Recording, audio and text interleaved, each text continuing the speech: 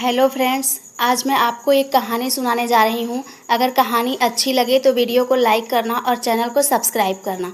तो चलिए सुनते हैं। सुधा गांव की एक साधारण महिला थी। पति की अचानक मौत के बाद उन्होंने मजदूरी कर करके अपने बेटे आरव को पढ़ाया। कभी ईंट उठाई, कभी लोगों के जूठे बर्तन धोए, पर बेटे आरव को हमेशा स्कूल भेजी।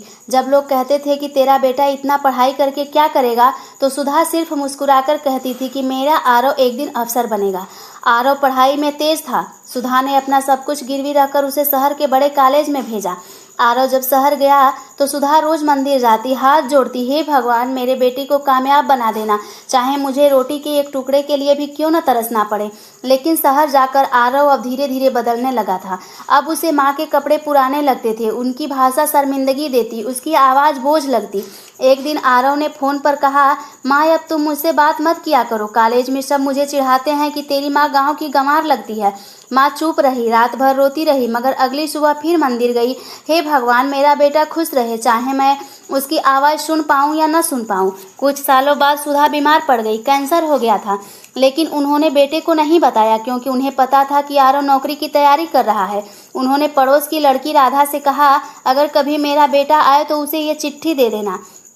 एक दिन आरव को गांव से फोन आया, तेरी माँ अब नहीं रही। वो भाग कर आया। माँ की टूटी हुई चारपाई, पुराने चप्पल और दीवार पर लटकी हुई उनकी फोटो को देखकर वो टूट गया। राधा ने वो चिट्ठी आरव को दी। उसमें लिखा था, प्यारे बेटे आरव, अब जब तू ये चिट्ठी पढ़ रहा होगा तो शायद मैं इस दुनिया में नहीं रहूंगी। मैंने तुझे बहुत परेशान किया ना, तुझे शर्मिंदा किया, माफ़ कर देना बेटा। तेरे पापा के जाने के बाद तू ही मेरी दुनिया बन गया था।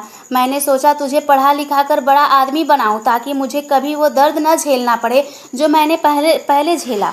तू अब मुझे गंवार कहता था तो मुझे बुरा नहीं लगता था बेटा, क्योंकि मैं जानती थी कि तू जिस ऊंचाई पर जाना चाहता है वहाँ मेरी झोपड़ी की ममता शायद बोझ लगे। एक बात हमेशा याद रखना बेटा, माँ वो दरख्त होती है जो धूप में जलती है लेकिन बेटे की छाँव नहीं हटने देती।